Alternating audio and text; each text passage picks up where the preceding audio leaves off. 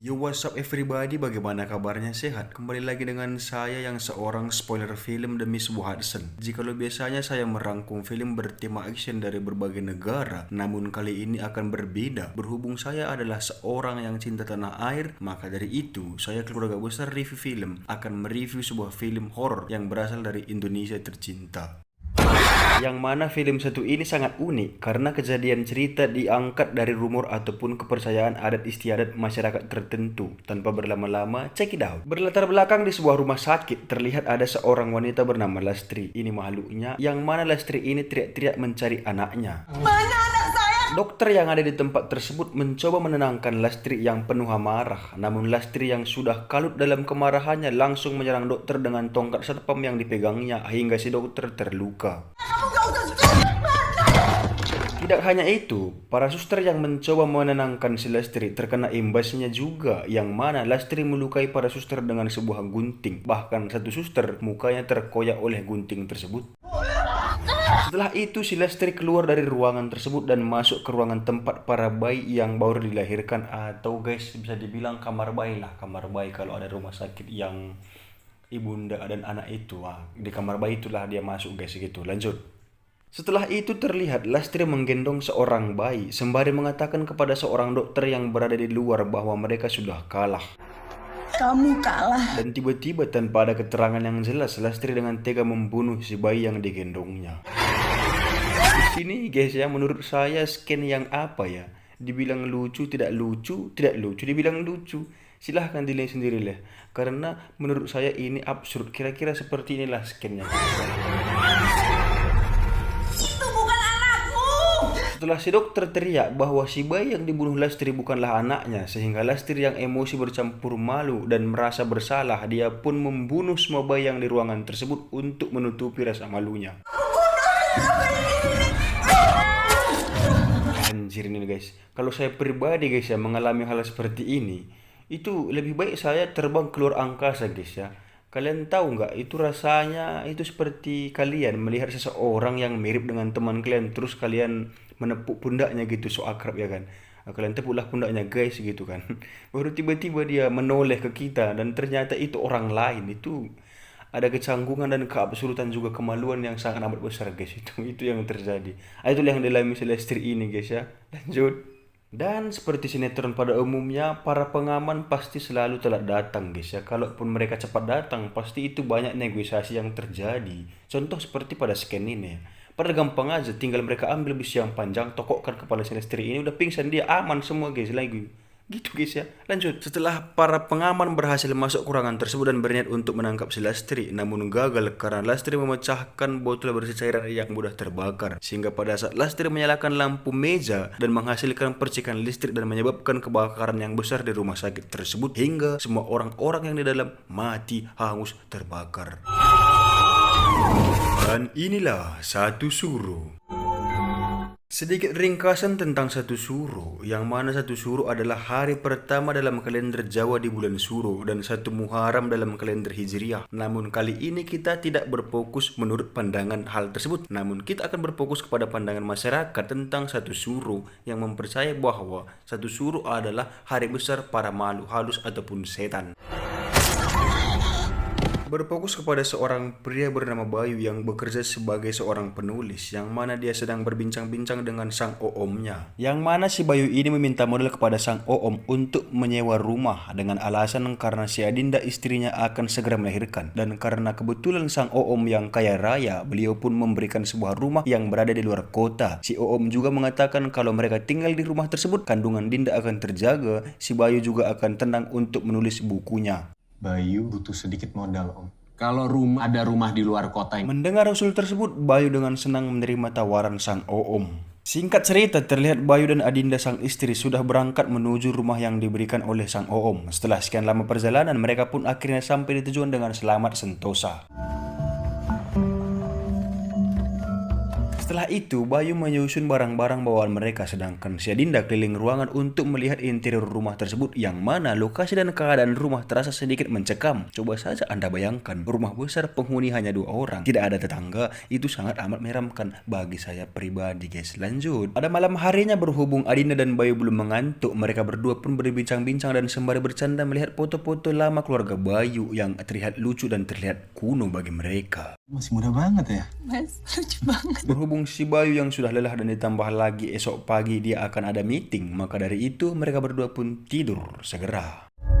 Singkat cerita, pagi pun tiba, terlihat Bayu sudah berangkat kerja, sedangkan si Adinda tinggal sendirian di rumah tersebut sembari menikmati pemandangan dengan secangkir jamu kandungan. Dan di siang harinya, Adinda yang bosan memojok di rumahnya pun juga karena bahan masakan belum sempat dibeli. Oleh karena itu, Adinda datang ke pasar tradisional di kampung tersebut. Mbaknya mau beli apa? Bunga sedap malamnya ada, Bu. Yang mana Adinda ingin membeli bunga sedap malam, namun tidak ada karena belum musim sehingga si ibu pedagang menawarkan bunga melati.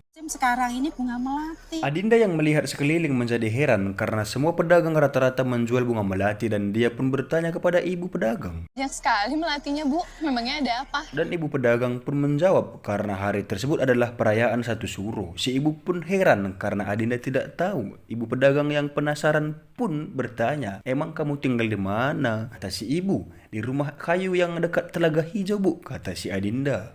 Mbaknya ini tinggal di mana? Di rumah kayu yang dekat Telaga Hijau. Mendengar pernyataan Adinda tentang rumahnya yang berada di Telaga Hijau, seketika raut wajah ibu pedagang berubah ketakutan dan langsung menutup kios dagangannya. Adinda pun merasa heran dengan tingkah laku sang ibu, ditambah lagi di pasar tersebut ada nenek-nenek yang memandang aneh ke arah Adinda. Singkat cerita, terlihat Adinda sudah pulang ke rumahnya yang mana Adinda sedang membuat jus, namun tiba-tiba pisau yang tadi diletakkan oleh Adinda tiba-tiba menancap di sebuah talenan yang digunakan oleh Adinda. Oleh karena itu, Adinda sedikit ketakutan. Tidak sampai di situ, pintu gudang rumah tersebut juga terdengar berdecit seolah-olah ada yang membukanya. Dinda dengan seluruh keberaniannya sembari membawa pisau pemotong buah tersebut mendatangi ruangan itu dan tiba-tiba saat Adinda masuk dan menghidupkan lampu, terlihat ada seorang manusia menggunakan jubah hitam berada tepat di belakang Adinda. Di malam harinya, Bayu yang baru pulang kerja merasa heran dan khawatir karena lampu rumah mereka padam dan Adinda tidak menyahut panggilan Bayu. Dinda, kamu di mana Dinda? Di saat Bayu hendak ke kamarnya, yang mana Bayu semakin takut karena adanya ceceran darah di lantai. Bayu yang khawatir dengan Dinda pun mengikuti ceceran darah tersebut hingga sampailah dia di gudang, yang mana di sana terlihat si Adinda yang terbaring dengan perut yang sudah terkoyak-koyak dan tiba-tiba yang mana ternyata itu hanyalah mimpi si Bayu.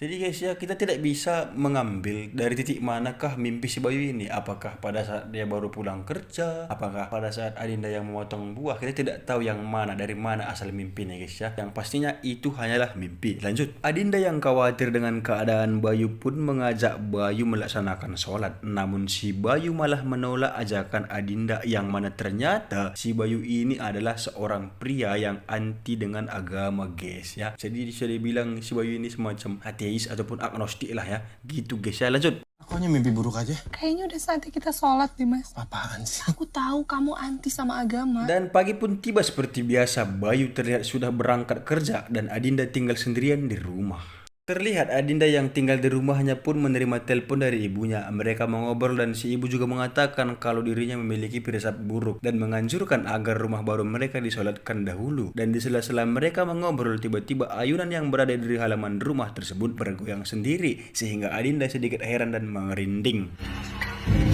Di lain tempat terlihat Bayu ditegur oleh atasannya karena dia menolak menulis buku yang diminta oleh perusahaan tempat dia bekerja. Kantor kita bisa tutup kalau semua jenis menulis kayak kamu. Kita berpindah ke Adinda yang tidur siang, yang mana dia terbangun akibat mual, dan saat dia muntah yang keluar bukanlah bakwan, kol, kangkung, cabai ataupun nasi campur, melainkan paku dan silet yang berbulu.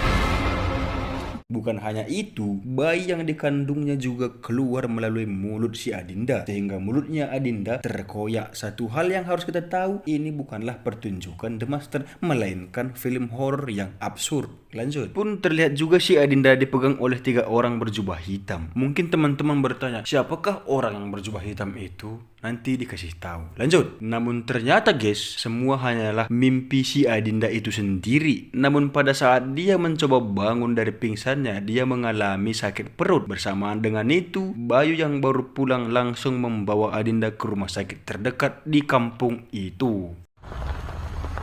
Sesampainya di rumah sakit, para suster terlihat aneh, kaku, dan pucat pasi. Namun si Bayu tidak menghiraukan hal tersebut karena keadaan sang istri. Di saat dua orang suster aneh tersebut membawa si Adinda ke ruangan bersalin, si Bayu meminta agar dia diizinkan mendampingi Adinda. Namun si suster mengatakan agar si Bayu melakukan registrasi terdahulu. Harus registrasi terlebih dahulu. Pada saat melakukan registrasi, Bayu heran karena waktu pada jam rumah sakit tersebut berbeda dengan jam yang dipakainya. Namun Bayu yang selalu positif thinking pun berpikir kalau rumah sakit tersebut tidak punya budget untuk mengganti baterai pada jam tersebut. Kita berpindah ke ruangan Adinda yang mana terlihat sang dokter yang bertingkah aneh. Sesaat kemudian si Bayu datang dan bertanya keadaan Adinda yang mana menurut penuturan sang dokter kalau Adinda baik-baik saja. Dokter, istri saya bagaimana? Ini baru bukaan awal saja, tapi tidak apa-apa. Di sini, Adinda meminta kepada Bayu setelah lahiran agar mereka mencari rumah baru karena Adinda merasa takut tinggal di rumah yang diberikan oleh Oom si Bayu yang dahulu. Tapi aku nggak mau pulang ke rumah itu lagi, Mas. Oleh karena itu, Bayu pun pulang untuk menyusun barang-barang mereka dari rumah pemberian Oom si Bayu itu sendiri. Sedangkan si Adinda yang berada di rumah sakit terlihat dipelototi oleh dokter, yang mana dokter tersebut sama dengan dokter di zaman si Lestri. Mungkin kalian bertanya-tanya, lulu, kok masih ada? Nanti akan kita jelaskan. Lanjut. Yang mana tiba-tiba semua pekerja di tempat tersebut berubah menjadi aneh. Bahkan satu orang dokter membentur-benturkan kepalanya ke dinding ruangan tersebut hingga terluka. Adinda yang takut pun memanggil-manggil suster namun tidak ada jawaban sama sekali. Sus, Sedangkan si Bayu terlihat sedang di rumahnya dan menyusun semua barang-barang mereka yang hendak dibawa dari rumah tersebut. Namun saat Bayu hendak keluar, tiba-tiba dirinya mendengar langkah kaki. Bayu sempat mencarinya namun tak kunjung menemukan makhluk tersebut hingga Bayu pun bergegas pergi dari rumah itu. Saat si Bayu hendak pergi, nenek-nenek yang di awal kita lihat atau yang di pasar memandang aneh terhadap Dinda tiba-tiba muncul dengan penuh keabsurdan sehingga Bayu pun sedikit terkejut namun tidak menghiraukannya sehingga Bayu pergi begitu saja. Kita berpindah ke Adinda yang sedang mencari-cari suster yang mana dia masuk ke sebuah ruangan dan terlihat di situ ada dua orang suster yang berdiri mematung dan tidak merespon kedatangan Adinda. Adinda yang merasa heran pun keluar dari ruangan tersebut namun entah bagaimana ceritanya tiba-tiba saja pintu ruangan tersebut terkunci. Adinda yang khawatir mencoba membuka paksa pintu tersebut sembari memanggil-manggil suster namun seperti yang kita tahu tidak ada jawaban sama sekali dan tiba-tiba Nggak bisa dibuka, Sus. yap, wajah yang tak asing bagi kita yang tak lain adalah si dokter yang memang sudah aneh sejak awal dia muncul dan menatap Adinda beberapa detik sehingga Adinda harus menahan napas karena begitu baunya jigong si kawan tersebut dan seketika Adinda sudah berada di luar ruangan itu. Kita berpindah ke Bayu yang sedari tadi tak kunjung sampai yang mana Bayu terlihat mampir di sebuah warung pinggir jalan yang hampir tutup. Namun karena si Bayu yang meminta tolong dengan alasan lapar tidak makan seharian, si bapak pun melayani Bayu dengan sepenuh hati. Masih ada, Pak? Tutup, Mas. Saya dari siang belum makan. Bayu juga sempat bertanya kenapa si bapak penjaga warung tersebut sangat amat cepat tutup. Si bapak penjaga warung pun menjawab bahwa dia yang terlalu lama sedangkan pedagang-pedagang yang lain sudah tutup sejak sore. Tumben, Pak, jam segini udah tutup. Saya yang kemalaman, Mas. Lain sudah tutup sejak sore. Bayu yang penasaran bertanya apa alasannya. Si bapak pun menjawab kalau hari tersebut bertepatan dengan malam satu suro yang mana di daerah tersebut dipercaya bahwa malam satu suro adalah hari besarnya para jin, iblis, setan ataupun arwah gentayangan. Jadi pamali keluar pada saat malam hari. Dan si Bayu yang tidak percaya dengan hal-hal mistis tersebut malah mentertawakan si bapak. Seperti manusia pada umumnya, si bapak tidak memaksakan si Bayu agar percaya dengan apa yang dia percayai. Sebagian orang percaya, terserah. Mas mau pilih yang mana? Di sini, si bapak penjaga warung pun bertanya tujuan Bayu malam-malam begini mau kemana. Si Bayu dengan bangga mengatakan, "Rumah sakit pertigaan ini, Pak. Istri saya mau melahirkan sembari menikmati gorengannya." Mas mau kemana malam-malam? Saya mau ke rumah sakit, Pak. Si bapak penjaga warung yang mendengar pernyataan Bayu tiba-tiba gemetar dan mengatakan kalau rumah sakit tersebut sudah lama tutup karena kebakaran dan banyak korban jiwa akibat kebakaran tersebut. Mas, rumah sakit yang Mas maksud itu sudah lama tutup. Banyak orang yang mati terbakar. Bayu yang tadinya tidak percaya pun langsung pergi tancap gas untuk membuktikan perkataan si bapak penjaga warung, yang mana sampainya di sana terlihat rumah sakit tersebut memang sudah rusak dan tidak terawat sama sekali. Tanpa berpikir panjang, Bayu langsung masuk ke rumah sakit tersebut sembari memanggil-manggil nama Adinda, namun tidak ada sahutan sama sekali. Dinda? Sedangkan si Adinda terlihat masih sama seperti sebelumnya, yang mana dirinya tetap memanggil-manggil para suster hingga sampailah dirinya di ruangan lain, yang mana di situ terlihat seorang yang mengepel lantai. Adinda yang butuh bantuan pun memanggil orang tersebut, namun tiba-tiba Mas. saat si mas-mas pengepel muncul, si Adinda dengan wajah datar sedikit meringis pun terkejut karena wajah si mas-mas pengepel yang sudah terbakar dan kepala yang hampir copot. Sampai akhir hayat loh, mas ini memiliki moto kerja kerja kerja. Kalau saya di situ, saya pasti kasih sepeda itu kawan-kawan. Lanjut. Soal anjir. Adinda pun penuh dengan ketakutan berjalan ke koridor lain, yang mana sayup-sayup terdengar seseorang memanggil namanya, yang mana ternyata suara tersebut berasal dari sang suami ataupun si Bayu. Mas Bayu. Adinda yang melihatnya mencoba memanggil-manggil si Bayu, namun Bayu tidak mendengar suara panggilan tersebut karena ternyata guys, mereka ini berada di alam yang berbeda. Jadi si Adinda ini berada di alam gaib. Itulah mengapa rumah sakit tersebut terlihat masih bagus dan terawat rapi, sedangkan si Bayu berada di dimensi kita guys. Itulah mengapa rumah sakit di tempat si Bayu ini sudah rusak dan terbakar hangus. Bayu yang merasa bahwa dia sudah berjalan jauh mengelilingi rumah sakit tersebut merasa heran karena dirinya tetap kembali ke tempat awal dia masuk. Namun perbedaannya, pintu masuk pada rumah sakit tersebut hilang entah kemana, sehingga Bayu yang emosi pun melampiaskannya ke sebuah kursi yang sudah rusak di tempat tersebut. Bener kan? Terus tadi aku masuk dari...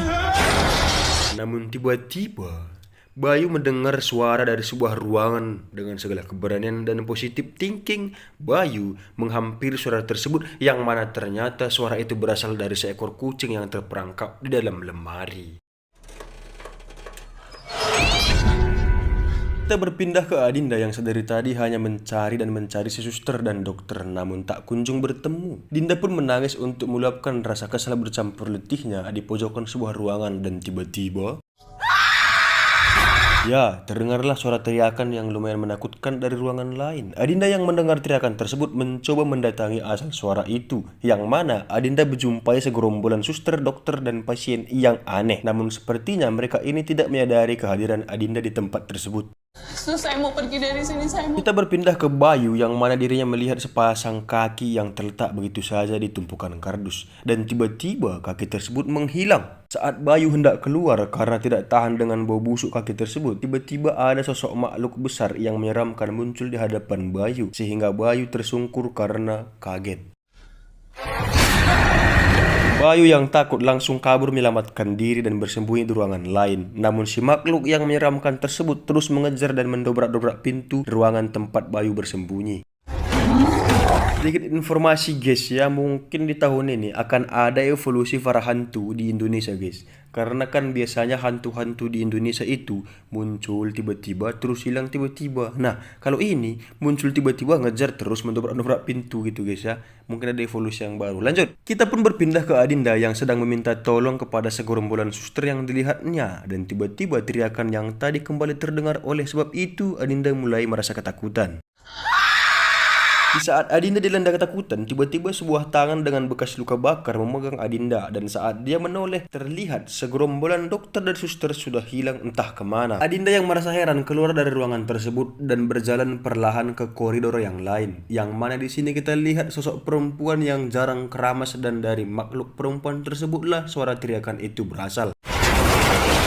Si Adinda yang takut namun kurang ekspresi sembunyi separuh badan di balik tembok, yang artinya si perempuan yang menyeramkan tersebut masih bisa melihat Adinda dengan jelas. Kita berpindah ke Bayu yang masih terperangkap di ruangan tempat dia bersembunyi dari makhluk yang mengejarnya tadi.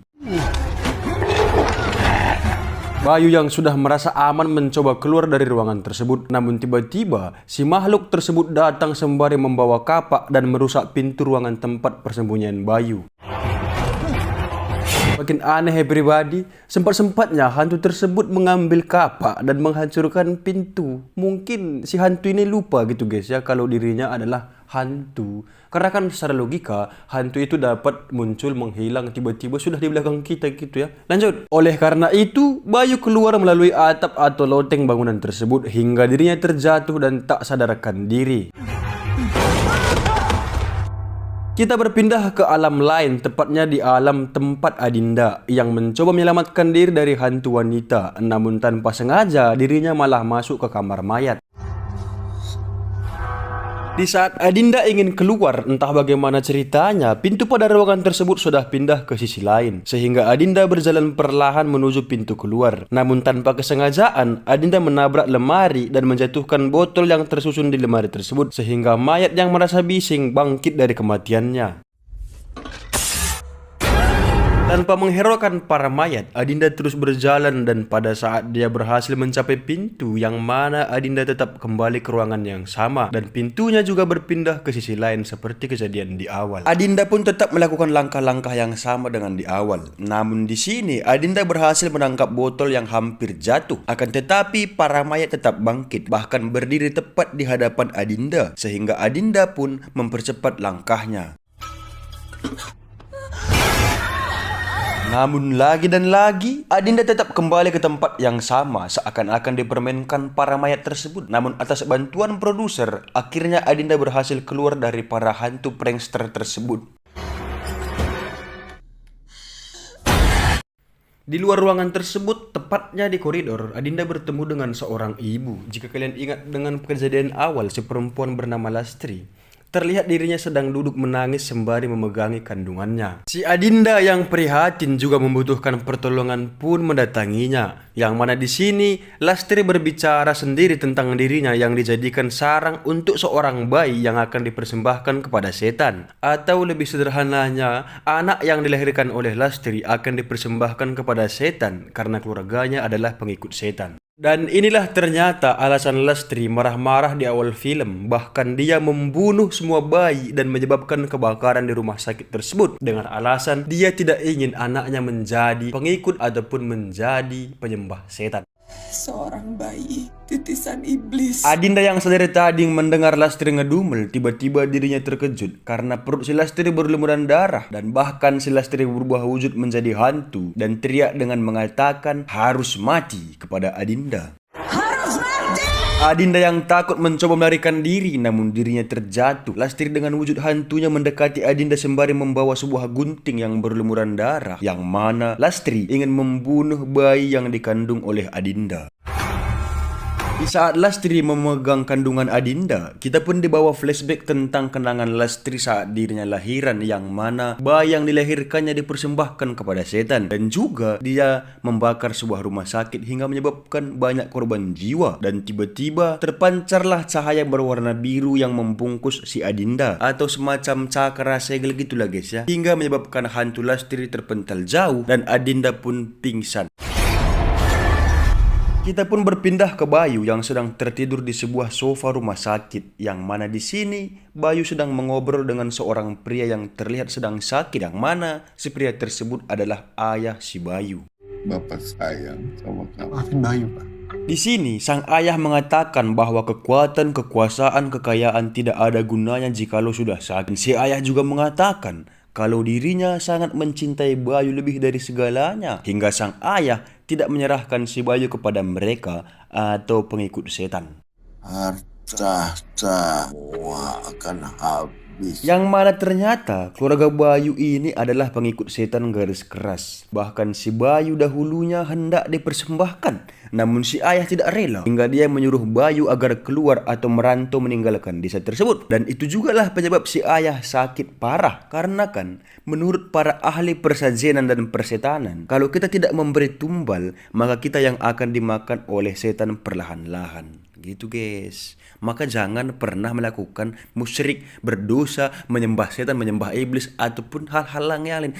Tetaplah satu tujuan, yaitu Tuhan yang Maha Kuasa menurut ajaran dan kepercayaan masing-masing. Dan tiba-tiba si ayah berteriak mengusir Bayu hingga dirinya terbangun dari pingsannya, yang mana ternyata kejadian yang kita lihat barusan hanyalah alam bawah sadar Bayu, yang mana ternyata juga makhluk yang mengejar Bayu adalah arwah ayah Bayu sendiri yang bermaksud bermaksud untuk menolong Bayu. Berpindah ke Adinda yang masih setengah sadar yang dibawa oleh segerombolan dokter dan suster yang menyeramkan ke sebuah ruangan yang diyakini tempat tersebut adalah tempat Lastri melahirkan dahulu, yang mana kita lihat Adinda diikat di atas sebuah meja batu di ruangan tersebut dan kita ketahui bersama bahwa Adinda sudah kembali ke alam manusia. Kita lihat juga hantu tamatan S1 kedokteran spesialis ibu dan anak tersebut sedang membantu Adinda untuk melahirkan bayi yang dikandungnya. Keren kan? Hanya di Indonesia guys ada hantu yang sekolahnya tinggi bisa menolong manusia untuk melahirkan.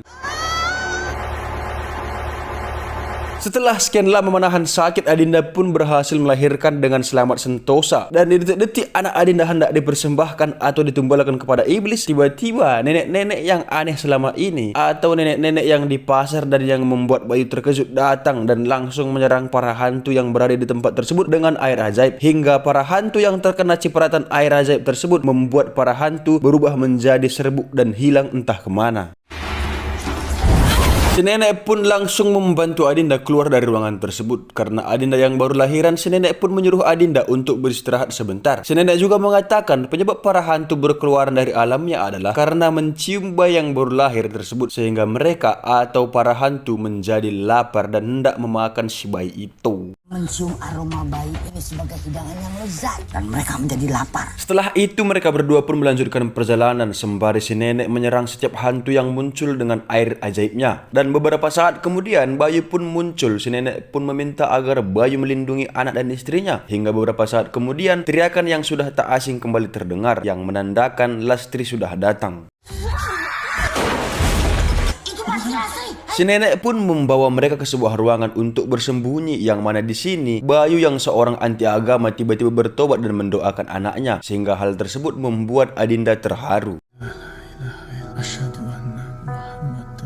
Namun beberapa saat kemudian Lastri sebagai hantu yang paling kuat dan penuh dengan nafsu membunuh berhasil menemukan tempat persembunyian mereka. Bayu yang baru bertobat namun masih menggunakan akal dan logika duniawi bahwa segenap benda dapat disentuh pun memukul Lastri dengan sebuah balok, yang mana hal tersebut hanyalah kesia-siaan belaka. Si Lastri yang merasa kesal dengan tingkah Bayu pun langsung menamparnya hingga terpental. Si nenek yang mencoba menyerang Lastri pun juga sama berhasil dilumpuhkan oleh Lastri. Setelah itu Lastri dengan senjata mematikannya mendekati Adinda dan mencoba membunuh bayi si Adinda. Namun kejadian yang sama kembali terjadi. Sebuah segel berwarna biru menutupi si bayi dan si Adinda.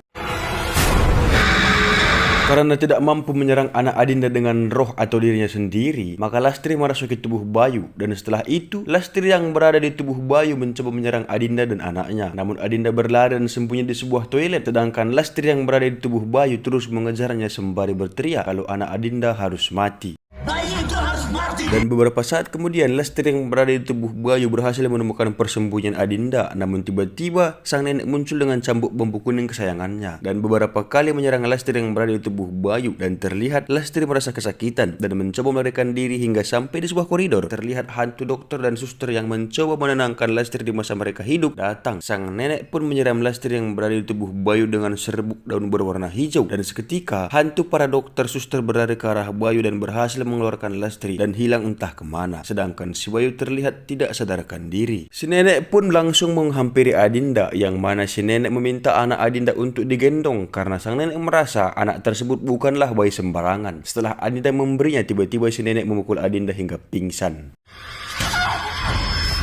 Singkat cerita, mentari pagi pun bersinar. Bayu yang baru sadar dari pingsannya perlahan berjalan mencari-cari Adinda. Hingga akhirnya ketemu, yang mana Bayu merasa heran melihat Adinda yang sudah babak belur dan anak mereka juga hilang. Dan setelah Adinda sadar dari pingsannya, mereka berdua pun keluar dari rumah sakit tersebut menuju mobilnya. Dan tiba-tiba Bayu mendengar tangisan sang bayi dari arah hutan. Oleh karena itu, Bayu menghampiri asal sholat tersebut, yang mana terlihat sang nenek sedang duduk dengan posisi menyembah. Bayu pun mengambil tongkat yang sudah dipersiapkan para kreatif di tempat tersebut dan memukul si nenek tersebut hingga tersungkur. Lalu Bayu mengambil dan membawa pulang anaknya keluar dari kampung tersebut. Di mobil, Adinda sempat teringat dengan kata-kata si nenek dan Lastri, yang mana si nenek sempat mengatakan kalau bayi tersebut bukanlah bayi sembarangan dan Lastri mengatakan kalau bayinya titisan iblis. Ini bukan bayi sembarang. Titisan iblis. Kembali ke si nenek yang tidak sadarkan diri. Tiba-tiba dirinya terbangun dan langsung menari sembari menabur bunga ke patung di tempat tersebut. Terlihat juga sang nenek menelpon seorang yang mana wajah seseorang tersebut tidak asing atau seseorang tersebut adalah Oom si Bayu. Si nenek mengatakan kalau titisan putra Jakatpati telah lahir sempurna atau lebih sederhananya, anak si Bayu dan Adinda berhasil ditumbalkan.